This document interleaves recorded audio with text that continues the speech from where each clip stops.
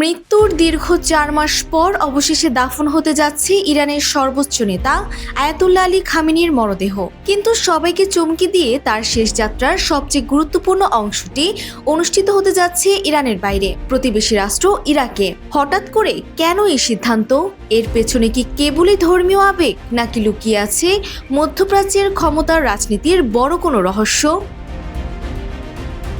আগামী ৮ জুলাই ইরাকের পবিত্র শহর কারবালা ও নাজাফে নেওয়া হচ্ছে প্রয়াত এই নেতার মরদেহ।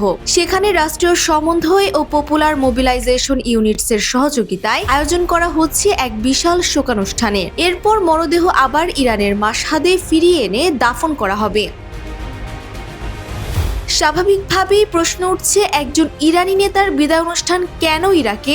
বিশ্লেষকরা বলছেন এটি কেবল সাধারণ কোনো শেষকৃত্য নয়, এটি আসলে তেহরানের এক সুদূরপ্রসারী কূটনৈতিক ও রাজনৈতিক অংশ।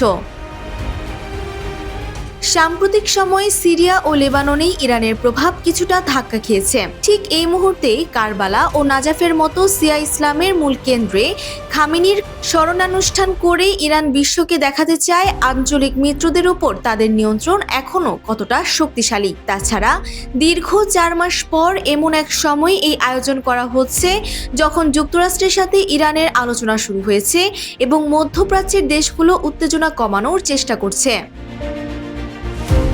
ইতিহাস বলছে কাজার রাজবংশীর ইরানি শাসকেরাও একসময় কারবালায় সমাহিত হয়েছিল। তবে খামেনির এই শেষ যাত্রা শুধু ধর্মীয় উত্তরাধিকারের জানান দেয়া নয়, বরং মধ্যপ্রাচ্যের পরিবর্তিত ভূরাজনীতিতে নিজেদের শক্তিমত্তা ও ঐক্য প্রদর্শনের এক মোক্ষম হাতিয়ার। এখন প্রশ্ন, সব মিলিয়ে খামেনির এই শেষ যাত্রা কি মধ্যপ্রাচ্যে ইরানের প্রভাব ধরে রাখার কোনো নতুন অধ্যায়ের সূচনা করবে?